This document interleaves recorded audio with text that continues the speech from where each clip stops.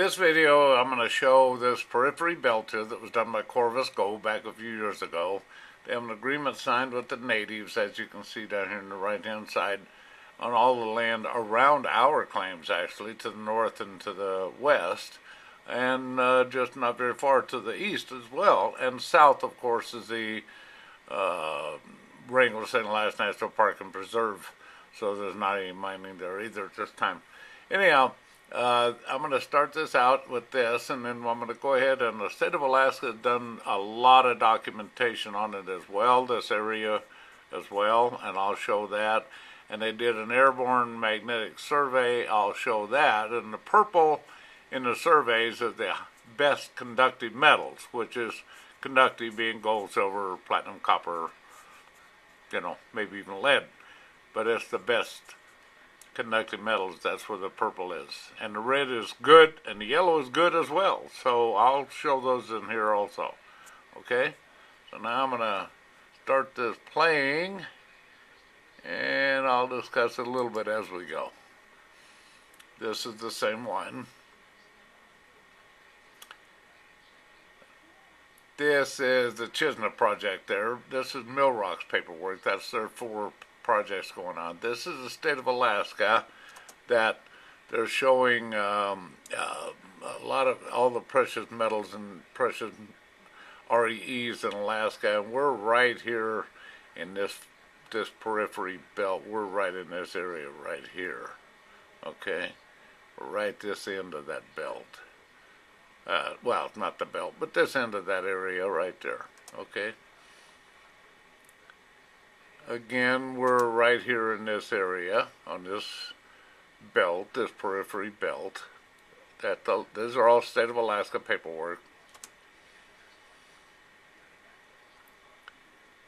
In fact, if you get a hold of the state of Alaska, they'll give you the new one they just published in 2019. You get a hold of DGGS, Department of Geological and Geophysical Surveys for the state of Alaska. This is a conductive survey. Which purple is highly conductive, red is conductive as well, yellow is conductive too, but not as good as the purple, and green and blue, of course, become magnetic, okay, not conductive. This is our area right here. We're all in these claims in this whole area, okay. This is another one of by the state of Alaska out of their new book, and we're all in this area. We're down here at the very bottom of this one if you happen to run up these same images. And again, we're down here at the bottom on this one, because this is all native and this is all native. We're at the bottom of this one, again, surrounded by native land all around. This is all the claims. And we may have more stake this year. We plan on it. This is the trail going back to the claims. This is also claims and the valley in there. This is the Porcupine Creek with a dozer, Volkswagen-sized rock in the middle in that one. This is also area of Porcupine Creek. I only got about 3 or 4 photos. This is another rapids area of the Porcupine Creek. I walked it all, so. Okay, this is again a section of the trail going back to the claims. This is, we dug a hole there, and we were doing some testing on the soil that we dug out. This is a guy doing some prospecting with a little gold hog. Again, this is areas of our claims. This is, the claims are all across the highway before you get top of them big mountains over there. This is gold that we got out of about a yard of material. And what we did with this is look at all the black sand. So the same pan as the next pan, also the next picture. But as you can see, we moved the dirt, the sand, black sand around, and all the light gold, here's the end, we've turned it around and did it differently, and all the big stuff is down here covered up.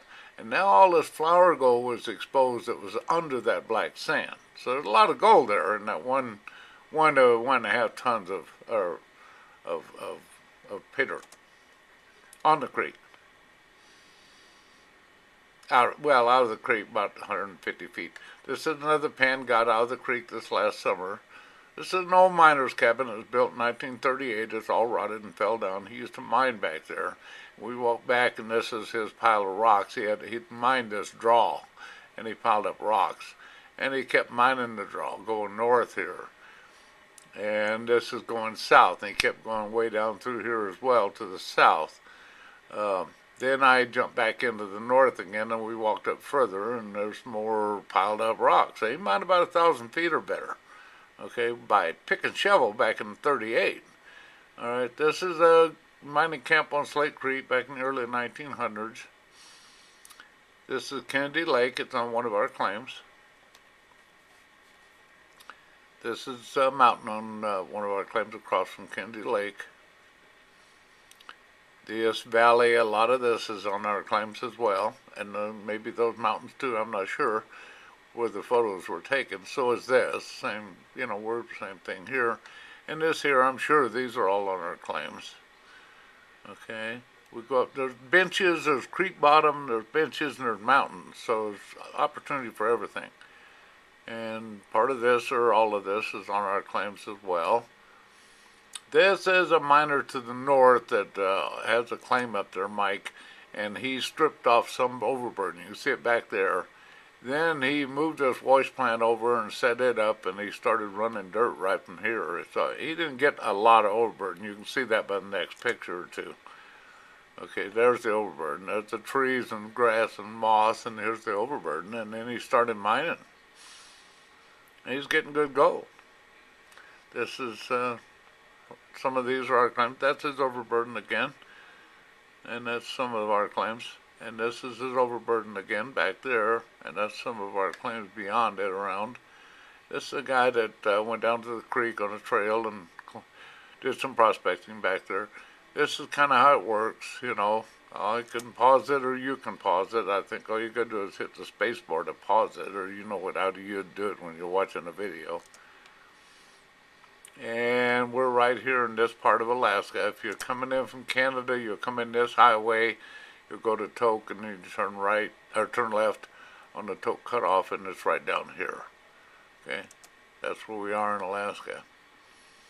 And this one we sketched out, you can park here at our property here. It's 1 mile to the trail, back the trail, goes back up through there.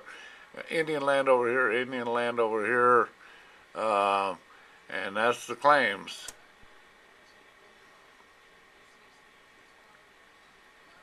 Okay, I guess we're back at the beginning. All right, you know my number. It's 907 first. 822-GOLD. That's 822-4653. And you can email me as well at mact@gmapa.com. That's Mac, M-A-C-T, as in Tom, at gmapa.com. Okay, I look forward to hearing from you. Like to see you up here mining this year. There's a lot to be explored.